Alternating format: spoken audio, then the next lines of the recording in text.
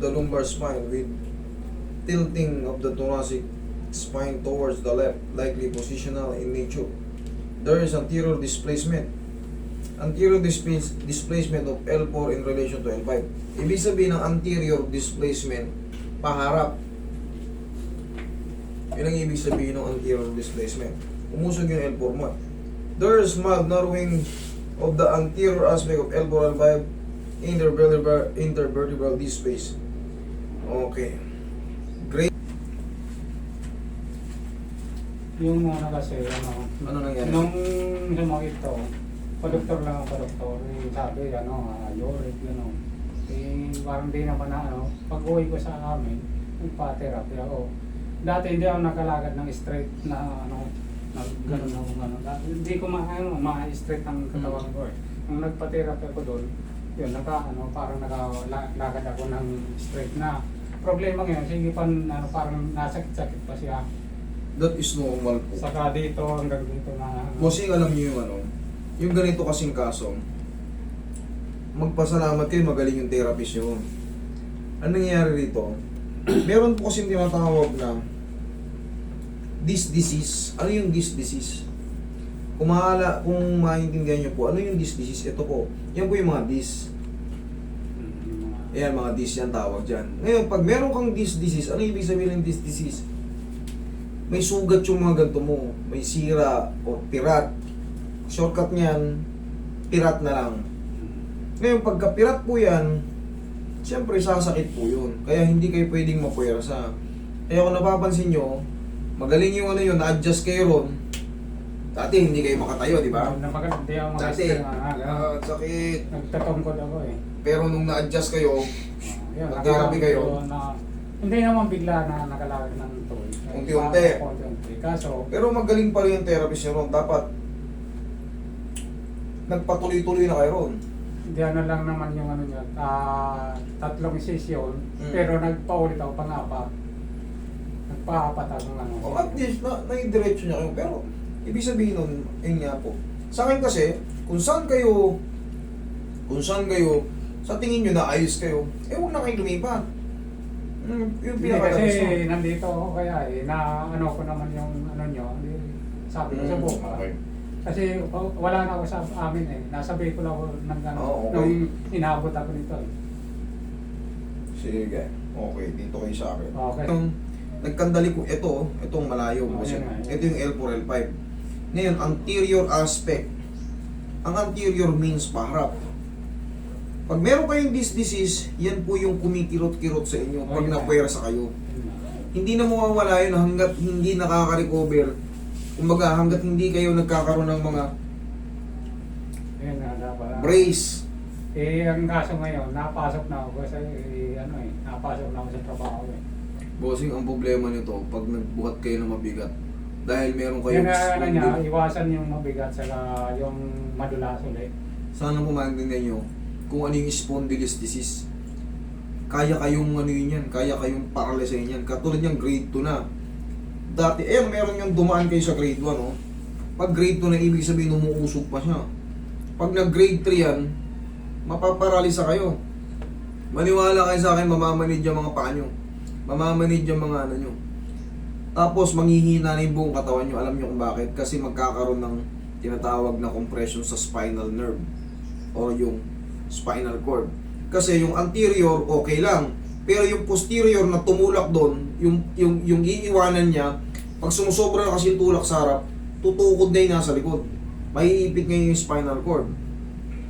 Yun ang worst case scenario niyan, magiging kayo. Manghihina yung katawan nyo, manlalambot yung mga paa nyo, parang puro manhid na nararamdaman nyo. Konting upo, manhid. Kaya gusto nyo, makainat. Konting tayo, manhid. Gusto nyo, umupo. Susunod niyan, gusto nyo, humiga na lang ng humiga. Hanggang sa magkanda, yung cycle na ganun, may stress na kayo. Kung gusto nyo magpa-video, mag-video po kayo. Wala pong problema, walang bawal sa pag-video. Huwag lang tayo mag-live. Kumbaga, kung magla-live tayo, sasabihan ko kayo na huwag kayo magbanggit kung saan kayo galing, kung saan treatment, mga kung sinong magbabanggit.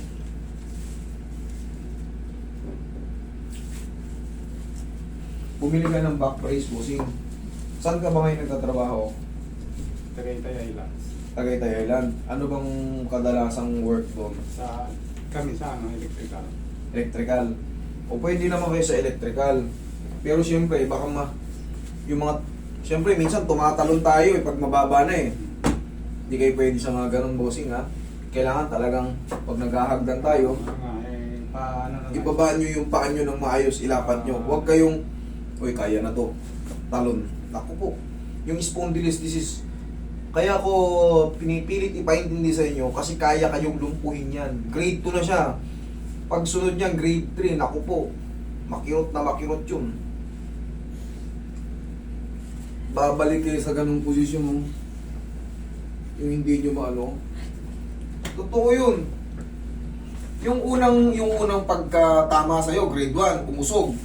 Tignan mo, nagsaklay-saklay ka. Pero dahil may magaling na therapist na bumira, malakad ka. Pero siyempre, dahil nagtatrabaho ka na, unti-unti na siya umuusog, nagiging grade 2 na siya. Buti nga ka mo, kahit papano, kirot-kirot lang. Kirot-kirot lang nararamdaman mo, hindi ka bumalik sa dating position na ano. Bossing, tayo ka. Laglag mo ng katawan mo, itataktak kita. Laglag mo yung katawan mo sa akin. Yan. Hanggang para gilid. Kubarin mo muna yung magandang shoes. Okay.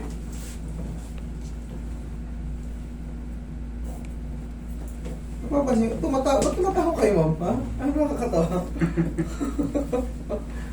Ano tumatawa siya? Ba't natatawa kayo, ma'am? Hanggang para gilid po, sige. Kala nyo, madali ito. Kaya relax lang ha.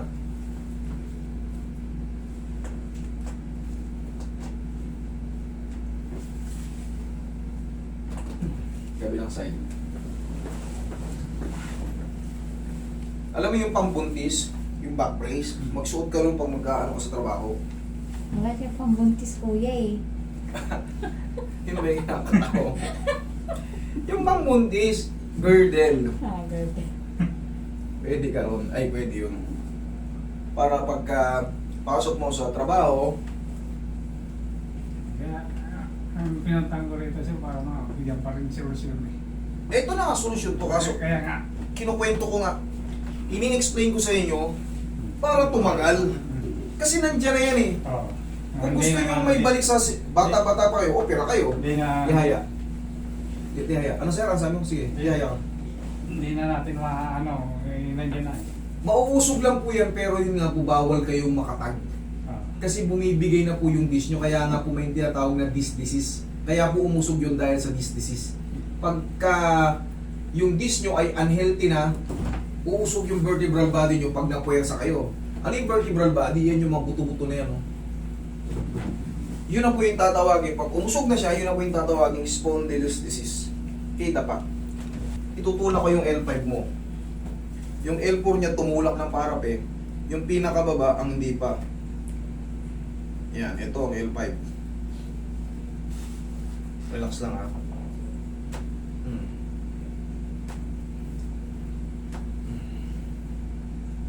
Okay ka lang?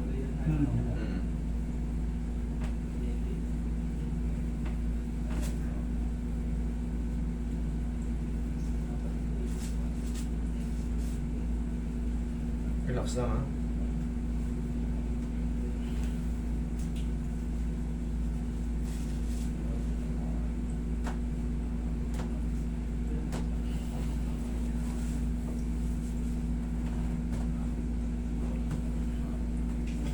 Okay, masas mo si Bossy. Diba? Okay po ba? Yan, lagi sa dyan yung kamay. Sabi ko nga sa'yo, ako pinupuri ko yung magagaling. Ibig sabihin, hindi naman tayo basher ng ano eh. Pero siyempre, pag sala yung ano, sasabihin ko talaga nasala ka, pero pag magaling, sabi ko, huwag na kayo lumipat, magaling yan. Kaso nasa Bicol pala. Okay, inhale. Exhale. Isa pa, inhale. Exhale. Down. Yan. Kailangan tugma tayo. Diyan ka lang muna, huwag kang tatayo. Sa Bicol, ayun, marunong yun. Eh, siyempre, ako kasi, mas gusto ko yung mapunta sa marunong kaysa yung ma-double damage. Okay? Kaysa naman pupunta kayo sa mga sablay, doon na kayo sa marunong. Sa Bicol, meron pala dyan. Okay? Upo kayo, bossing. Kasi ang daming tumatawid pa rito. From Davao, Bicol, Masbate. Nakikita nyo naman sa mga video ko. Cavite, Ilocos. Ang hindi ko na lang talaga naririnig dito yung taga mga dulo na, yung mga Tawi-Tawi, Basilan. May mga taga Batanes nang pumunta rito eh.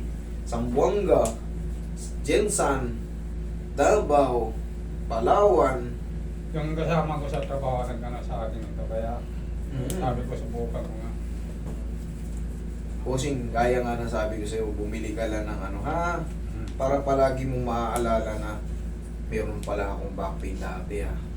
Baka bumalik ha. Kaya hindi ko pinigura sa ngayon.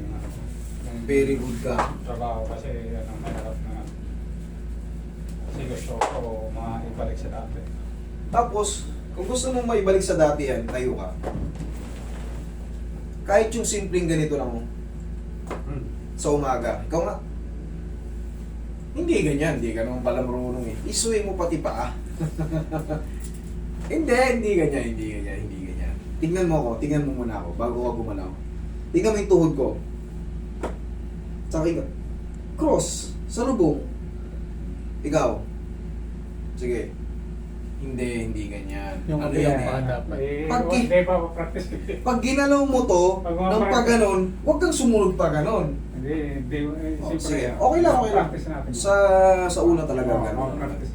Practice Yung natin. tuhod mo kanan pa ganon, ikaw. Tuhod mo pa kanan. Sige, tumuhod ka. Ganun po. Hindi. Tumuhod. Tuhurin mo. Huwag pa ganyan, passway. Yan. Okay, 1, 2, 3. Kabila. Yan. Oh, gets mo na. Oh, ikaw naman. Sige lang, okay lang, huwag kang mahiya. Oh, wrong. Kabila. Yung kamay mo pa. Hindi, baliktad na naman eh. Yung kabila pa ganon, yung kabila. Tama na yung kanina eh. Oh, yan oh. Okay lang. Ulitin natin. Matututunan mo eh. Yung tuhod, sige. Bira. Reverse lang. Oh, Yan. kabila. Oh. Ikaw. Maglalaban yung dalawa. Sige, huwag ka mahiya. Okay lang yan, paulit. Yan! Ulit. Baliktad. Pag gaganon ka yung tuhod. Sige. Cross. Okay na, sige, tama. Yun! Nadali mo, thank you. Yun, kabila. Huwag ka magmadali. Okay lang yun, huwag ka magmadali. Yun! Yan. Tandaan mo yan, bossing ha. Para yung balakang mo, masave. Kahit pa paano nagbalik ka, sa tulong niya, sa tulong ko, ikaw ang magiginawaan. Tapos bumili ka ng ano, kasi hindi ka pwedeng, bilang isang electrician, minsan kasi talagang palaging nasa upper kayo, nasa taas ang gawain nyo. Huwag kayong tatalon. Baba nyo yung paa nyo. Kasi yan nga ang bilin sa akin. Ingatan Kahit ko hindi lang. ako doktor, ibibiling ko rin sa yan kasi yun talaga, kasi yung Kaya spondylosis yung mga disease, mabigat na- pag nagkaroon ng impact yan, i-slide yan, yung anterior aspect na sinasabi. Bossing, okay? Pagaling ka. Sige, thank you.